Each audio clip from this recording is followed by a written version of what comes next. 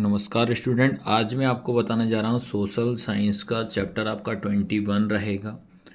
Chapter का नाम है आपका वैश्वीकरण और भारतीय अर्थव्यवस्था। वैश्वीकरण और भारतीय अर्थव्यवस्था चैप्टर मोस्ट आईएमपी है। आप चाहे किसी भी बोर्ड से हो, सभी बोर्ड एग्ज़ाम में इससे एक क्वेश्चन आपको ज़रूर देखने को मिलेगा।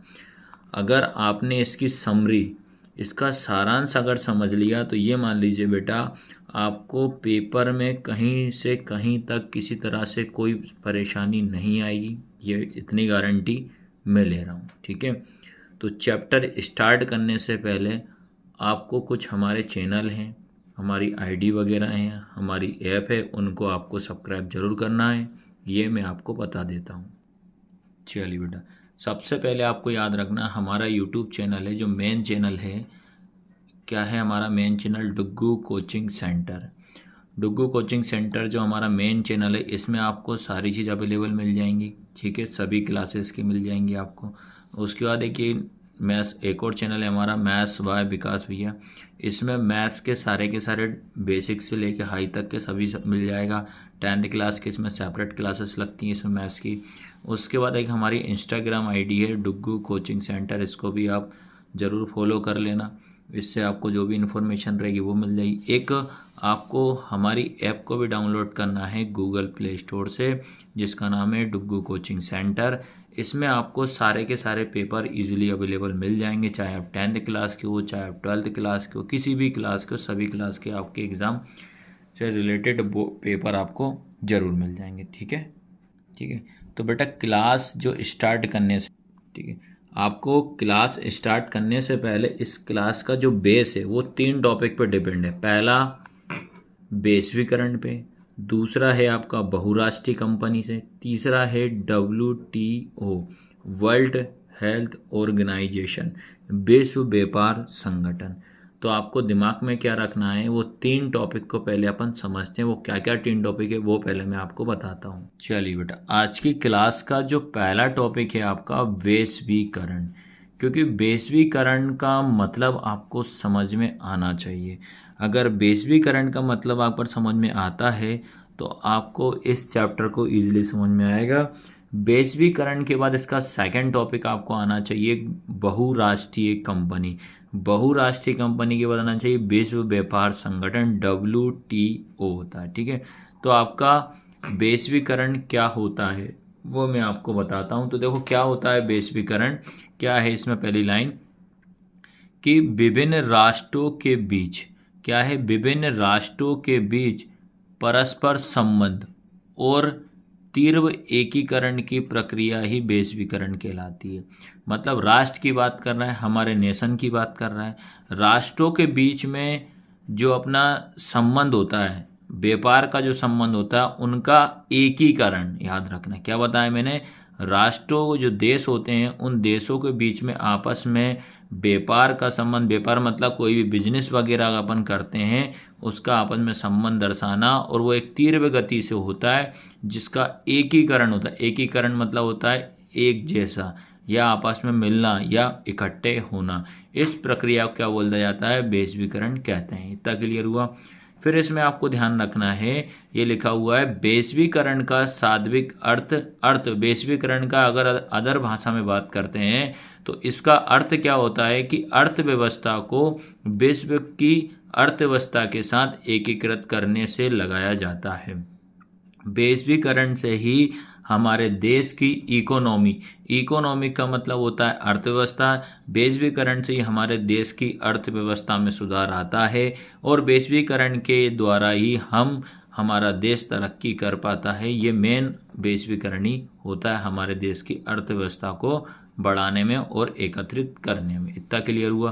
फिर उसके बाद आता है जो लिखा है वैश्वीकरण का मतलब। वैश्वीकरण का मतलब क्या होता है कि दुनिया भर में जो लोगों, माल, सेवाओं, पूंजी के आदान प्रदान में तेजी से आना। जैसे मान लो कि अपन वैश्वीकरण, हम दुनिया से अपन क्या कर रहे हैं, परस्पर संबंध स्थापित कर रहे हैं और व्यापार करना चाहते हैं। तो चाहे वो किसी तरीके से माल वगैरह हो सकता है, किसी तरह सेवाएं हो सकता है, पूंजी मतलब आप इन्वेस्ट भी कर सकते हो।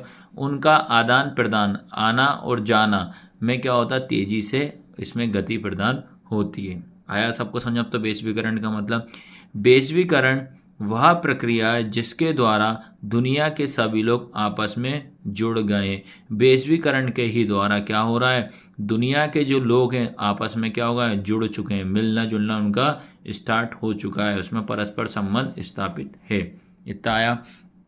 फिर उसके बाद आता है आज वैश्वीकरण के कुछ उदाहरण हैं, कुछ एग्जाम्पल मैं आपको बताता हूँ, जैसे अमेजन, गूगल, एप्पल और फेसबुक। ऐसी बहुराष्ट्रीय कंपनी, ये सब के सब कौन सी कंपनी है, बहुराष्ट्रीय कंपनी है। बहुराष्ट्रीय कंपनी का मतलब होता है एक ऐसी कंपनी जो अपना व्यापार एक देश से अधिक देशों में करती हो, उसे बहुराष्ट्रीय कंपनी कहते हैं। बहुराष्ट्रीय कंपनी वैश्वीकरण की प्रक्रिया में मुख्य भूमिका निभा रही है। बहुराष्ट्रीय कंपनी एक ऐसी कंपनी है जो वैश्वीकरण अगर आज बढ़ रहा है, वो किसके कारण बढ़ रहा है बेटा, बहुराष्ट्रीय कंपनी के द्वारा ही वैश्वीकरण बढ़ रहा है। तो ये सब के सब जितनी प्रोसेस मैंने बताई है, जो पूरा का पूरा एक ही क्वेश्चन है वैश्वीकरण का, इसको आप नोट डाउन जरूर कर लेना। अब तो आपको समझ में आ चुका होगा कि वैश्वीकरण का मतलब क्या होता है, या आप ऐसे भी समझ सकते हो कि संपूर्ण बाजारों का एकीकरण वैश्वीकरण कहलाता है, जहाँ एक प्रकार का ये हब होता है जिसको हम वैश्वीकरण कहते हैं। ये हमारा देश से ही नहीं, अदर राष्ट्रों से भी इसका संबंध होता है, इसे हम क्या कहते हैं, वैश्वीकरण कहते हैं। अब बेटा जो आज की क्लास है उसका सेकंड टॉपिक मैं आपको बता रहा हूँ, बहुराष्ट्रीय कंपनी। बहुराष्ट्रीय कंपनी को इंग्लिश में बोलते हैं मल्टीनेशनल कंपनी। क्या बोलते हैं, मल्टीनेशनल कंपनी, या MNCB जिसको बोला जाता है, यह एक कॉरपोरेशन होता है। अब देखो क्या है बहुराष्ट्रीय कंपनी। बहुराष्ट्रीय कंपनी वह है जो एक से अधिक देशों में उत्पादन पर नियंत्रण अथवा स्वामित्व रखती है। स्वामित्व मतलब उसका पूरा का पूरा अधिकार या मालिक कौन होगा, बहुराष्ट्रीय कंपनी होगी, चाहे वह एक से ज़्यादा देशों में अपना क्या करती हो, व्यापार करती हो, या उत्पादन पर नियंत्रण करती है। इतना समझ में आए। बहुराष्ट्रीय मतलब मतलब बहुत सारी कंपनी को जो खुद पे एक से ज़्यादा देशों में क्या करती है, उत्पादन करेगी, और उत्पादन पर उन पे क्या करेगी, नियंत्रण करेगी, और नियंत्रण करने के साथ साथ उनका स्वामित्व भी रखती है। यहीं पे एक ही जगह पे इनका ऑफिस होता है, वहीं से सभी जगह पे ये कंट्रोल करते हैं। इतना क्लियर आया। फिर इसका सेकंड पॉइंट बोल रहा है कि बहुराष्ट्रीय कंपनी उसी स्थान पर उत्पादन इकाई स्थापित करती है जो बाजार के नज़दीक हो, जहां कम लागत पर कुशल और अकुशल श्रम उपलब्ध हो। फिर उसके बाद इस सेकंड पॉइंट का मतलब है बहुराष्ट्रीय कंपनी क्या करेगी, अपन अगर वो कंपनी अगर कोई भी प्रोडक्ट वगैरह या प्लांट वगैरह लगाएगी और स्थापना करेगी, तो वो ऐसी जगह स्थापना करेगी जहाँ से मार्केट सबसे करीब हो, याद रखना, ताकि उनको लाने ले जाने में अपना जो भी प्रोडक्ट बनाएंगे किसी तरह से कोई दिक्कत परेशानी नहीं आना चाहिए। फिर लिखा है जहाँ कम लागत। फिर जहाँ कम लागत का मतलब ये हो रहा है, श्रम मतलब होता है मजदूर। वो ऐसे मजदूरों को देखेगी, वहाँ ऐसी जगह पे देखेगी जहाँ मजदूर उनको आसानी से मिल जाए और कम पैसे में वो अपनी कंपनी में काम कर सकें, इस तरीके से उपलब्ध हो जाए। तो ये होता है सेकंड पॉइंट का मतलब। फिर आता है आपका थर्ड पॉइंट। थर्ड पॉइंट क्या है कि बहुराष्ट्रीय कंपनी द्वारा किए गए निवेश मतलब होता है इन्वेस्टमेंट। याद रखना, निवेश का मतलब क्या होता है, इन्वेस्टमेंट। तो बहुराष्ट्रीय कंपनी क्या करती है, कंपनी के द्वारा किए गए इन्वेस्टमेंट को विदेशी निवेश कहते हैं। मतलब जो भी बहुराष्ट्रीय कंपनी इन्वेस्ट करेगी वो विदेश में जाके इन्वेस्ट करेगी। वो इन्वेस्टमेंट इसलिए करती है कि जो भी कस्टमर उन्होंने पैसे इन्वेस्ट करने के दिया है, तो वो उनसे अधिक से अधिक प्रॉफिट या अधिक से अधिक लाभ प्राप्त करे। कोई भी निवेश इस आशा से किया जाता है कि परिसंपत्तियों का लाभ अर्जित करे, मतलब उससे ज़्यादा से ज़्यादा लाभ अर्जित कर सके। तो ये होता है बहुराष्ट्रीय कंपनी के पॉइंट। तो पहला पॉइंट आपको दिमाग में रखना, क्या याद रखोगे, बहुराष्ट्रीय कंपनी क्या होती है, एक से अधिक देशों में उत्पादन और नियंत्रण करती है। दूसरा पॉइंट क्या याद रखना, बहुराष्ट्रीय कंपनी उस स्थान पर अपना प्लांट या उत्पादन स्थापित करती है जहाँ बाजार से नज़दीक हो और कम लागत में वहाँ पे कुशल और अकुशल मजदूर उपलब्ध हो जाएं। फिर बहुराष्ट्रीय कंपनी क्या करती है, निवेश मतलब इन्वेस्ट भी करती है, और इन्वेस्टमेंट करेगी, निवेश करेगी, वो इसलिए किया जाता है ताकि उनको अधिक लाभ अर्जित हो सके। इतना समझ में आया। फिर उसके बाद आता है यहाँ से आपका कि फोर्ड मोटर जो होती है विश्व के 26 देशों में प्रसार के साथ विश्व की सबसे बड़ी मोटर गाड़ी निर्माता कंपनी है, याद रखना। फोर्ड मोटर जो होती है विश्व की, फोर्ड मोटर जो है 26 देशों में, याद रखना। कंपनी एक ही है पर वो 26 देशों में चलती है, याद रखना। वो सबसे ज़्यादा मोटर गाड़ी निर्माता कंपनी है। फोर्ड मोटर जो होता है 1995 में भारत आई थी और चेन्नई के निकट में विशाल षड्यंत्र की स्थापना करी। षड्यंत्र मतलब होता है प्लांट, प्लांट मतलब होता है कारखाना, बहुत बड़ा इनने स्थापित किया था। इसमें इतना पॉइंट आपको याद रखना है। अब ये वाला पॉइंट आता है आपका वैश्वीकरण वाला, जो कि मैं समझा चुका हूँ, फिर भी एक बार आप इसको अच्छे से समझ सकते हो। क्या लिखा है? विभिन्न राष्ट्रों के बीच परस्पर संबंध और तीव्र एकीकरण की प्रक्रिया ही वैश्वीकरण है। बहुराष्ट्रीय कंपनी वैश्वीकरण की प्रक्रिया में मुख्य भूमिका निभा रही है। अब बताइए समझ में आ रहा है कि नहीं आ रहा है? फिर इसमें ये कुछ इंपॉर्टेंट फैक्ट हैं, ये आप पढ़ लेना इसको एक बार ऑब्जेक्टिव में या वन वर्ड में आपसे पूछ लेता है कि प्रौद्योगिकी में तीव्र उन्नति व मुख्य कारक है जैसे वैश्वीकरण की प्रक्रिया को प्रोत्साहित करता है। जो भी कारखाने वगैरह उनको आगे ले जाने का मेन कारण कौन है? आपका वैश्वीकरण ही है। फिर चाहे सूचना एवं संचार प्रौद्योगिकी संसद में आईटी सेक्टर में भी विभिन्न देशों की सेवाओं के उत्पादन के प्रसार में मुख्य भूमिका निभाती है। आईटी सेक्टर में मतलब संचार के में, उसमें भी सबसे ज़्यादा भूमिका कौन निभा रहा है? आपका वैश्वीकरण ही निभा रहा है। आयात निर्यात में भी इसमें निभा रहा है, याद रखना। फिर आता है तुम्हारा अगला पॉइंट, ठीक है, जिसको बोला जाता है उदारीकरण। कभी कभी डायरेक्ट क्वेश्चन आता है कि उदारीकरण किसे कहते हैं, तो याद रखना सरकार द्वारा अवरोधों का मतलब होता है रुकावट अथवा प्रतिबंध। जो भी रुकावट और जो प्रतिबंध लगा दिए किस उसको हटाने की प्रक्रिया उदारीकरण के नाम से जानी जाती है। सरकार ने क्या हुआ, कुछ प्रतिबंध लगा दिए कि जैसे कि आप अपना प्रोडक्ट वगैरह आप अपने एरिया में ही सेलिंग कर सकते हो या बेच सकते हो, अदर जगह पे बेच नहीं सकते हो। इस तरह के जो नियम कायदे कानून बनाता है सरकार बनाती है, उसके अवरोध उनको हटा देना वो क्या कहलाती है? आपकी उदारीकरण कहलाती है। इतना क्लियर हुआ कि नहीं हुआ बताइए। फिर अगला पॉइंट इंपॉर्टेंट पॉइंट है विश्व व्यापार संगठन। इसको भी मैं आपको अच्छे से समझाऊंगा विश्व व्यापार संगठन क्या होता है। चलिए अब समझते हैं विश्व व्यापार संगठन क्या है। विश्व व्यापार संगठन WTO क्या है? WTO एकमात्र ऐसा अंतर्राष्ट्रीय संगठन है जो राष्ट्रों के बीच व्यापार के नियमों से निपटता है, याद रखना।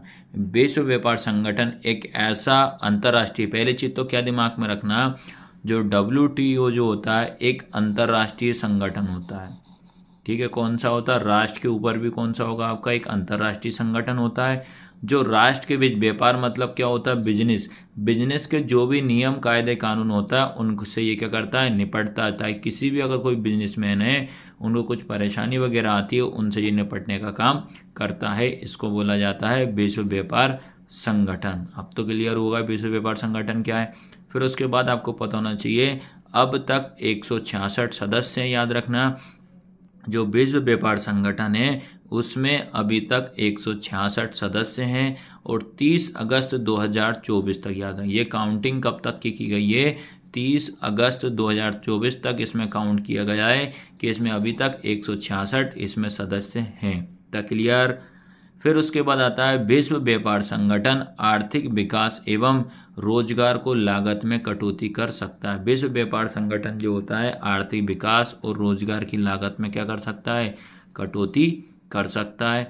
उसके बाद है विश्व व्यापार संगठन अंतर्राष्ट्रीय स्तर पर व्यापार करने की लागत में कटौती भी कर सकता है। देखो ये आर्थिक विकास के साथ भी कर सकता है और अंतर्राष्ट्रीय स्तर पर भी व्यापार में कटौती कर सकता है, ठीक है। अब वो फैक्ट अपन माइंड में बिठा लेना और फिर कुछ फैक्ट आपको ये से भी ये वही के वही जो मैंने बताया वही के वही है, ठीक है। फिर उसके बाद यहाँ से बहुराष्ट्रीय कंपनी ने शहरी इलाकों के उद्योग जैसे सेलफोन, मोटर गाड़ियाँ, इलेक्ट्रॉनिक उत्पाद, ठंडे पेयजल मतलब पानी की बोतलें वगैरह हो जाएंगी, पाउच हो जाएगा पानी, जंक फूड मतलब खाद्य पदार्थ मतलब खाने वाले पदार्थ हो जाएंगे, एवं बेकिंग जैसी सेवाओं के निवेश में रुचि दिखाई है। जो बहुराष्ट्रीय कंपनी है कहाँ कहाँ अपने उद्योग को निवेश कर सकता है? सेलफोन में, मोटर गाड़ी में, इलेक्ट्रॉनिक उत्पाद में, ठंडे पेयजल, जंक फूड। ये क्या होता है? पर डे वाले होते हैं, इन पे ज़्यादा पैसा कमाया जाता है, ठीक है। उसके बाद लिखा है वैश्वीकरण ने कुछ बड़ी भारतीय कंपनियों को बहुराष्ट्रीय कंपनियों के रूप में उभरने के योग्य बनाया है, जैसे टाटा मोटर्स, इंफोसिस और एशियन पेंट। ये सारी की सारी कंपनी, टाटा मोटर्स जो हैं, अभी अपन ने पढ़ा ऊपर, टाटा मोटर्स जो हो रही है 26 देशों में, वो सॉरी फोर्ड मोटर्स याद रखना, ये टाटा जो भी है 26 देशों में इनका चल रहा है और ये सबसे बड़ी गाड़ियों की निर्माता कंपनी है। इतना आया सभी को समझ में। और इसके बाद इंफोसिस हो जाए। अब एशियन पेंट, अभी देखो आपने, एशियन पेंट जो है बाहर की कंपनी है, लेकिन ये भी सभी देशों में इसका पेंट वगैरह का उपयोग किया जाता है क्योंकि इसमें क्वालिटी अच्छी होती है। फिर उसके बाद भारत में लघु उद्योगों में कृषि के बाद सबसे अधिक श्रमिक 2 करोड़ नियोजित हैं। फिर अमेरिका और यूरोप में वस्त्र उद्योग की बड़ी बहुराष्ट्रीय कंपनियां भारतीय निर्यातकों को वस्तुओं की आपूर्ति के लिए ऑर्डर देती है। याद रखना, सबसे ज़्यादा जो निवेश वगैरह या ऑर्डर देगी वो कौन कौन है? अमेरिका और यूरोप में वस्त्र उद्योग की, वस्त्र मतलब कपड़े वगैरह उद्योग की सबसे बड़ी बहुराष्ट्रीय कंपनी है जो निर्यातकों की वस्तुओं की आपूर्ति के लिए ऑर्डर दिया जाता है। आया सबको समझ? फिर उसके बाद एक फैक्ट और पढ़ लीजिए। क्या है आपको? देशों के बीच उत्पादन को संगठित करने में प्रौद्योगिकी, विशेषकर सूचना प्रौद्योगिकी ने एक बड़ी भूमिका निभाई है। तो बेटा इस तरीके से आपको मैंने इम्पोर्टेंट फैक्ट बताए हैं और मैं आपको बता दे रहा हूँ, आपको सबसे पहला काम आपको ये करना है, इस चैप्टर को जब भी स्टार्टिंग करो तो 3 टॉपिक पहले अच्छे से समझना। पहला टॉपिक मैंने बताया है ग्लोबलाइजेशन, जिसको बोला जाता है वैश्वीकरण बोला जाता है। सेकंड, आपको पता होना चाहिए कि बहुराष्ट्रीय कंपनी क्या होती है। बहुराष्ट्रीय कंपनी जो होती है, जो वैश्वीकरण है उसको आगे ले जाने में सबसे मेन हाथ किसका है? बहुराष्ट्रीय कंपनी का ही है। फिर उसके बाद तीसरा टॉपिक आपको पढ़ना है अच्छे से, इसमें विश्व व्यापार संगठन WTO। तो ये 3 टॉपिक आप अच्छे से कवर कर लेना। इस चैप्टर से आपसे क्वेश्चन अगर आते हैं तो गारंटी ले रहा हूँ आप इसमें से आराम से इसको कर सकते हो। तो क्लास कैसी लगी? लाइक शेयर सब्सक्राइब जरूर करना। इसी तरीके से मैं सोशल साइंस तो अब स्टार्ट कर दी है, साथ ही साथ अगर मैथ्स की क्लास भी देखना वो भी देख ले सकते हो आप। मैथ्स की क्लास की मैं ऑब्जेक्टिव की लाइव क्लास चला रहा हूँ, साथ ही साथ साइंस की भी मैं लाइव क्लास चला रहा हूँ, ताकि एग्ज़ाम पॉइंट ऑफ व्यू के हिसाब से आपके लिए बहुत बेनिफिट करेगी। आपको पहले सब्सक्राइब जरूर करना है, आपके फ्रेंड सर्कल में भी आपको ज़रूर बताना है। ठीक है, धन्यवाद बेटा।